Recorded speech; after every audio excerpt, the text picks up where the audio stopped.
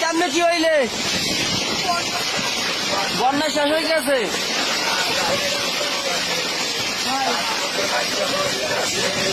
ভাঙ্গে পড়ে গেছে একা টোটালি